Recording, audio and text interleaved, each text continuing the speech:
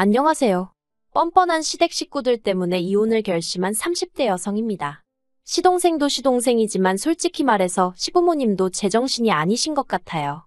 며느리가 무슨 가족들이 싼똥 치우는 사람도 아니고 다 큰 성인들이 자기가 한 일에는 스스로 책임을 져야지. 정말 생각할수록 어이가 없다니까요. 남편하고는 지인의 소개로 만나서 1년 좀 넘게 만나고 결혼했어요. 당시 남편 나이 33이고 제 나이 29이었는데 남편이 워낙 적극적으로 나왔거든요. 게다가 저희 친정부모님은 그래도 여자가 30 넘기 전에 시집가는 게 좋다고 생각하시는 옛날 분들이셨죠.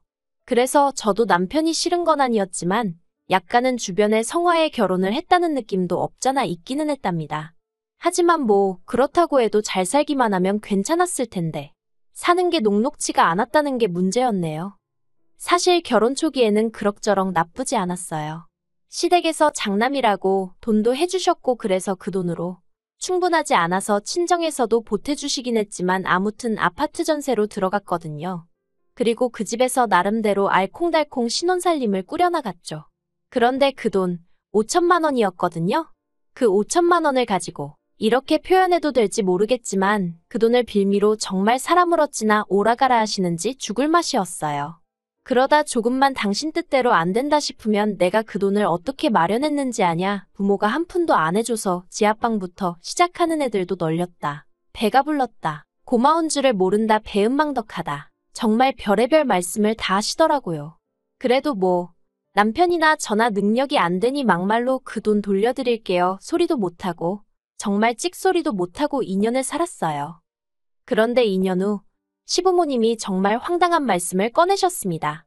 시동생이 장가를 가야 되는데 돈이 없으시다는 거예요. 저희 결혼할 때 당신들이 가진 돈을 전부 다 줘서요. 그러니까 시동생 장가 미천은 저희더러 대라는데 어이가 없었죠. 그리고 곰곰이 생각해보니까 그렇게 해주게 되면 저희는 시부모님한테 돈 5천 받았다는 이유로 평생을 끌려다니게 생겼고 그러나 나중에 시동생한테 한미천 해준들 저희가 뭐 시부모님이 저희 부려먹듯이 시동생을 부려먹을 수 있는 것도 아니고 그러고 싶은 생각도 없었고요. 아무튼 시쳇말로 수지타산이 안 맞는 거예요. 그래서 제가 남편더러 대출을 받아서라도 시부모님한테 받은 5천 토해드리자 했네요. 그 돈으로 시동생 장가를 보내시던지 뭘 하시던지 알아서 하시게 하고 우리는 그만 끌려다니자고요. 그랬더니 남편도 좋다 하대요. 물론 막 좋아하면서 적극적으로 동의를 한 것은 아니었고요. 제가 느끼기에 내키진 않지만 자기가 봐도 딱히 별 수가 없으니 알겠다 하는 눈치였죠. 그래서 친정부모님께 손 벌리고 대출도 받고 이리저리 땡겨서 5천 만들었습니다. 그리고는 시동생 장가미천 얘기 나오고 딱 2주 만에 돈 만들어서 가져다 드렸죠. 그랬더니 시부모님이 저희더러 괘씸하다면서 이 돈으로 시동생 장가 미천이라고 대주면 되는 거지 굳이 결혼할 때 받은 돈을 돌려드리겠다고 표현하는 이유가 뭐냐는 거예요. 마음 같아선 이제 저희 그만 부려먹으시란 뜻이에요 하고 소리라도 지르고 싶었습니다. 아마 어머님도 이런 제 마음을 눈치채셨으니 그렇게 화를 내셨던 거겠죠. 아무튼 돈을 돌려드리면서도 욕이란 욕은 다 들은 것 같아요. 하지만 욕보다 더 황당한 건 2년 동안 물가가 올랐는데 이자는 안 주냐는 겁니다. 진심은 아니셨을 거라고 괘씸해서 하신 소리실 거라고 생각했어요. 하지만 이튿날이고 그 다음날이고 계속 이자 타령을 하시는 거 보고는 그냥 하신 소리가 아니구나 싶은 게 어이가 없었죠. 그래서 법정이자 계산해서 그것도 보내드렸어요. 그리고 남편한테 이제 정말 계산 확실히 끝났으니까 나도 예전 같지는 않을 거라고 그랬네요. 저도 이때 나름대로 화가 많이 났었거든요. 그리고 이후로 당연히 시부모님과 제 관계는 소원해질 수밖에 없었습니다. 어머님은 부모 말이라면 꼼짝을 못하던 장남이 저를 만나서 계산적으로 변했다며 매사 제 탓을 하기 시작하셨고 그런 어머님을 상대하는 게 버겁다며 남편은 언젠가부터 다시 시부모님 뜻에 맞춰드리더라고요. 심지어 한 번은 시동생이 결혼하고 얼마 되지 않았을 때였어요. 시부모님 결혼기념일이 다가오고 있었는데 남편이 어떻게 챙겨드리자 하는 뭐 가타부타 말이 없더라고요. 저도 물론 딱히 나서서 상황을 주도하고 싶진 않았고요. 그리고 시부모님 결혼기념일을 하루 앞둔 날 남편이 회사에서 출장이 잡혔다며 2박 3일로 강원도를 다녀와야 한다대요. 그래서 제가 무슨 출장이 이렇게 갑자기 잡히냐고 했어요. 시댁에는 나 혼자 가봐야 하나 싶어서 걱정이 되기도 했죠. 그런데 남편이 결혼기념일은 두 분이 알아서 보내신다 하시니 신경 쓸 거 없다는 거예요. 조금 의아하긴 했지만 그러냐 하고 알겠다 했습니다. 그리고 다음날 남편이 출장 간다며 나가고 얼마 지나지 않아 시부모님께 전화를 드렸는데 안 받으시더라고요. 오후에 한 번 더 드렸는데도 안 받으시고. 그런데 그날 저녁 집에서 혼자 저녁 먹고 쉬고 있는데 핸드폰으로 문자가 하나 왔어요. 그래서 보니까 강원도 어디 펜션이라고 와 있더라고요. 뭔가 이상하다 싶었습니다. 그런데 더 어이가 없었던 건 곧바로 결제 취소 문자가 왔다는 거예요. 참고로 그 카드는 제 명의의 카드였지만 남편이 들고 다니고 있었거든요. 그래서 저는 남편이 카드를 잃어버린 건지 도대체 무슨 상황인가 싶어서 남편한테 전화를 했어요. 그런데 또 남편은 전화도 안 받고 그래서 결국 펜션에 전화를 해서 자초지종을 설명했습니다. 그랬더니 전화 받은 쪽에서 하는 말이 어떤 가족분들이 와서 바베큐 먹는다고 추가 결제를 했다나요? 그리고 그때 뭔가 느낌이 쎄한 게 그래서 제가 남편 인상착의를 불러주며 혹시 맞냐니까 맞는 것 같다는 거예요. 그리고 한 10분이나 지난 나 남편에게 전화가 왔습니다. 저는 남편에게 솔직하게 말해달라고 지금 누구랑 어디냐고 물었어요. 그랬더니 남편도 제가 어느 정도 눈치를 챘을 거란 건 예상하고 있었겠죠. 남편이 말하길 사실은 시부모님하고 시동생네 부부하고 여행을 왔다는 거예요. 그러면서 덧붙이기를 넌 어차피 우리 부모님이랑 뭐 하는 거 싫어하잖아 하는데 그때 제 감정은 참으로 복잡한 것이었습니다. 시부모님이랑 뭔가 같이 하는 걸 싫어하는 게 아니라 시부모님이 저를 종부리듯 함부로 대하시는 게 싫었던 거였으니까요. 그런데 남편은 그냥 제가 시부모님을 싫어한다고 생각한 건지 아무튼 남편은 저를 생각해서 그런 거라면서 자기한테 고마워하란 식으로 말을 했는데 제가 뭐라 할 말이 마땅치가 않더라고요. 그래서 그냥 알겠다고 기왕 간 거 좋은 시간 보내고 오라고 했어요. 그런데 황당하게도 그날 이후로도 어머님 아버님 생신이라던가 가족 행사가 있으면 저만 빼고 모이기 일쑤였습니다. 그럴 때마다 남편은 다 저를 생각해서 그런 거라고 했지만 그것도 한두 번이지. 언젠가부터 너무 소외감이 들더라고요. 근데 더 어이가 없었던 건 그런 와중에 명절에는 또 부르더라고요. 그리고 그 이유야 뻔했죠. 제사 음식 하는데 손이 부족했을 테니까요. 그런데 이게 안 간다고 하기가 참으로 그런 거예요. 그러면 네가 그러니까 우리가 평소에 너를 안 부르는 거다 하는 소리가 나올 게 뻔해서 한마디로 저만 성격이 이상하고 모난 사람이 돼버릴 것 같았거든요. 그래서 울며 겨자 먹기로 가면 또 저만 모르는 얘기를 자기들끼리 하고 정말 여러 가지로 서러웠어요. 그러다 지난해였습니다. 남편과 결혼한 지 꼬박 4년이 좀 안 돼가던 시기였죠. 이때는 정말 여러 가지로 생각이 많았어요. 시댁 식구들하고 사이는 여전히 안 좋았고 남편하고도 대면대면하고 애도 안 생기지. 어디다 말은 못했지만 차라리 이혼하고 혼자 사는 게 낫지 않을까 그런 생각도 종종 했었고요. 그런데 그런 와중에 제가 이직을 하게 되었어요.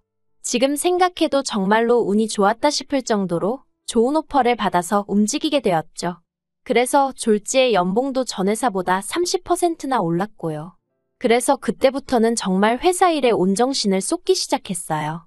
이렇게 표현하면 어떨지 모르겠지만 결혼 생활에서는 저란 사람의 존재의 이유랄까 그런 걸 찾기가 힘들었던 반면 회사에서는 나름대로 잘 나가는 커리어 우먼이었으니까요. 한마디로 저를 알아주는 곳에 더 정성을 쏟게 된 거죠. 그리고 그렇게 정신을 몰두할 곳이 생기고 나니까 시부모님이 저를 어떻게 대하든 남편이 뭐라고 하든 별로 개의치 않게 되는 거예요. 그래서 비록 육체적으론 피곤하고 지쳐갔어도 정신적으론 그 어느 때보다 개운한 시기를 보냈죠. 그런데 그런 제 상황과는 별개로 시댁 식구들 사이에서는 조금씩 잡음이 나오고 있었던 모양입니다. 한 번은 동서에게서 전화를 받았는데 다짜고짜 울고 짜고 난리도 아니었어요. 저는 동서랑 몇 번 본 적도 없어서 동서가 왜 저한테 전화를 한 건지, 왜 저한테 눈물 콧물을 짜는 건지 도통 이해할 수가 없었지만 그래도 며느리라는 처지가 같아서 그냥 받아주고 있었네요. 그렇게 한참이 지나서야 동서가 저더러 정말 너무하다며 말문을 열었습니다. 그래서 제가 뭐가 너무하다는 거냐니까 왜 저는 맏며느리인데 맏며느리 역할을 하나도 안 하냐면서 그래서 자기가 저 때문에 너무 힘들다는 거예요. 뭐라고 말을 해줘야 하나 싶대요. 시부모님이 나보다 동서를 예뻐해서 그런다고 했지만 그게 위로가 될 리가 만무했고 급기야 동서가 저더러 이제 시부모님 수발은 저더러들라며 악을 쓰기까지 하대요. 그래서 그런 얘기라면 시동생하고 하라 했습니다. 그랬더니 동서가 결혼할 때 돈 3천 받았는데 그걸로 언제까지 이렇게 시집살이를 당해야 하냐면서 아무튼 알 수 없는 소리를 억울하단 말만 반복해가며 계속해서 해대더라고요. 그래서 그때 동서도 어지간히 시달리고 있다는 걸 어느 정도 눈치는 챘네요. 그리고 올해 초였습니다. 결국 시동생하고 동서하고 이혼한단 소리가 들려왔어요. 별로 놀랍지는 않았어요. 작년 명절에 동서 없이 시동생만 온 걸 보고는 동서도 이제 에라 모르겠단 시긴가 보다 싶어서 어느 정도 상황이 안 좋다는 걸 예상은 하고 있었으니까요. 하지만 저를 정말 놀라게 한 건 동서의 이혼 조건이었습니다. 남편이 어이가 없다면서 말을 전하기를 동서가 애도 필요 없다면서 시동생더러 키우라고 했다나 봐요.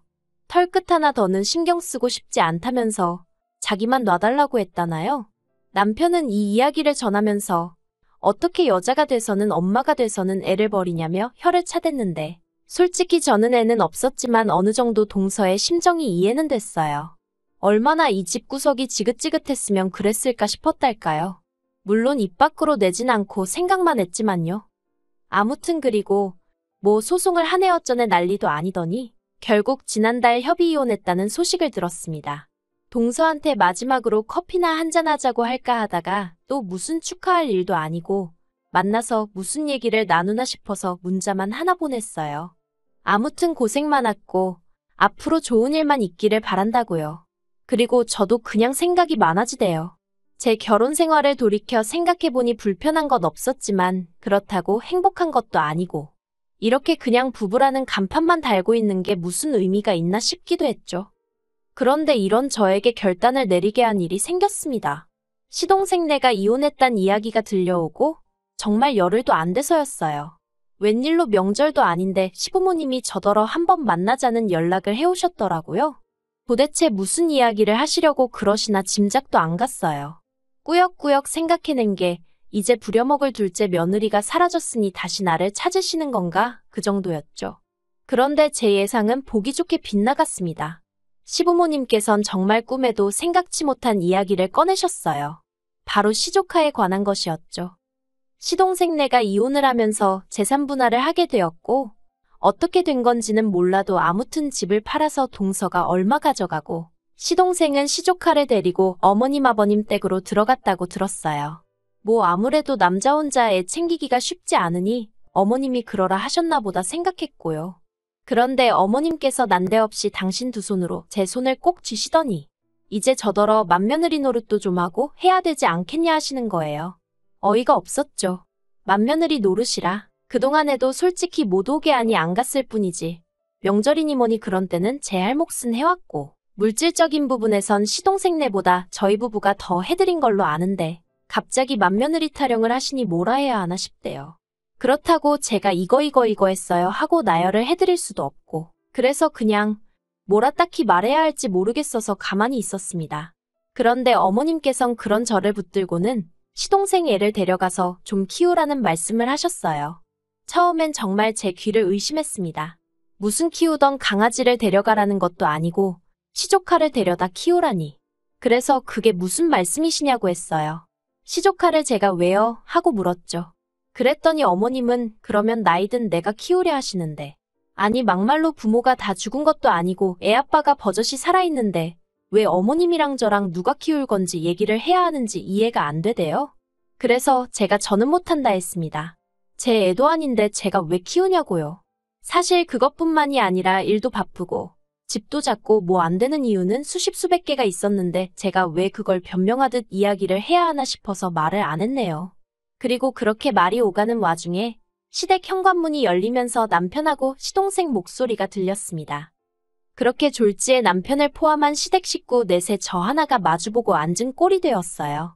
그리고 그 사이에는 어색한 침묵만이 맴돌고 있었는데 그 침묵을 깬 건 이번에도 어머님이셨습니다. 어머님이 저더러 이렇게까지 말은 안 하려고 했지만 사실 시동생네 부부가 이혼한 건 명백히 제 탓이랍니다. 그리고는 한다는 말이 그러니 제가 이 상황에 책임을 져야 한다면서 시조카를 맡으라고 이건 명령이라대요. 어이가 없어서 남편을 쳐다봤는데 남편은 어깨만 한번 으쓱할 뿐이었고 오히려 시동생이 나서서는 솔직히 맞지 않냐면서 형수가 맏며느리답지 못해서 일이 이 지경이 된 거라며 솔직히 자기는 위자료 청구도 저한테 하고 싶었다는 헛소리를 짓거리대요. 마음 같아선 고소를 하고 싶었다면서요. 아, 그리고 그때 제가 느낀 건 이 가족들이 나를 밀어내고 싶어 안달이 났다는 것뿐이었습니다. 그리고 이렇게까지 사람을 몰아붙이는데 내가 꾸역꾸역 버티고 있을 필요가 있나 싶대요. 그래서 제가 모든 문제의 원인이 저라고 하니 어쩔 도리가 없다며 남편더러 이혼하자 했어요. 나만 떠나주면 모든 게 깔끔해질 것 같은데 그게 좋겠다고요.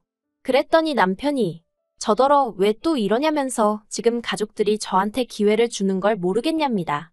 마지막으로 제가 제 자리를 찾을 수 있게 기회를 주는 거라나요? 그래서 도대체 그놈의 내 자리가 뭐냐 물었어요. 그리고 난 그 자리가 하나도 탐나지 않는다고 공짜로 줘도 싫은 자리니 당신하고 당신 가족들끼리 실컷 헤쳐먹으라 했죠. 그리고는 혼자 차 끌고 집으로 와버렸네요.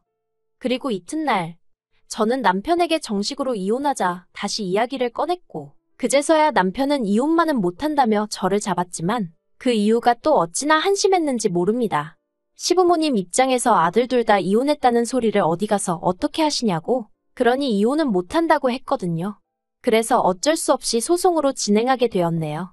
그제 변호사 선임했고 곧 이혼 소송 시작하기로 했습니다. 휴, 참으로 갑갑한 일이에요.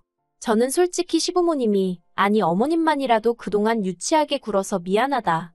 네가 날 좀 도와주면 안 되겠니? 애는 죄가 없잖니?